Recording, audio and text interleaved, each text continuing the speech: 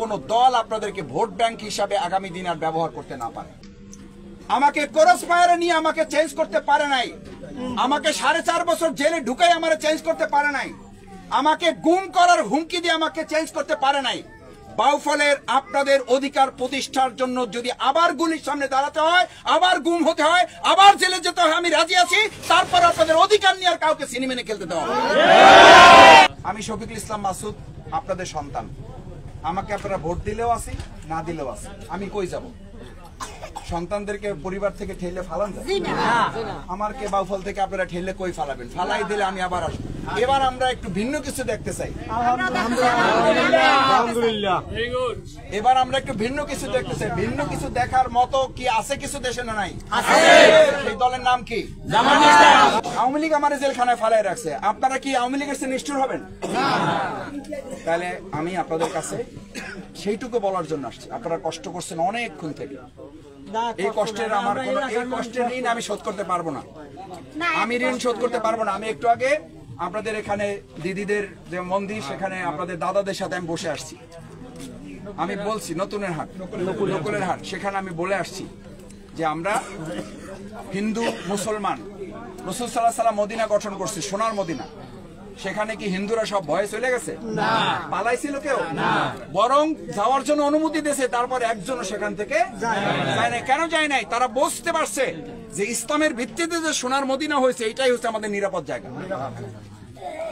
আপনাদের নিরাপত্তা মানুষের তৈরি করা মতবাদে দিতে পারবেন, একমাত্র দিতে পারে ইসলাম।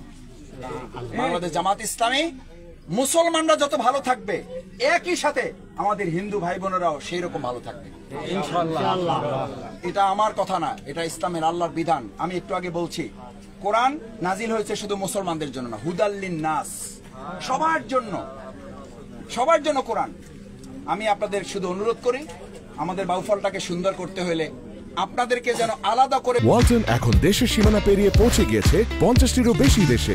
ওয়ালটন, ঘরে ঘরে বিশ্বজুড়ে। কোন দল আপনাদেরকে ভোট ব্যাংক হিসাবে আগামী দিন আর ব্যবহার করতে না পারে।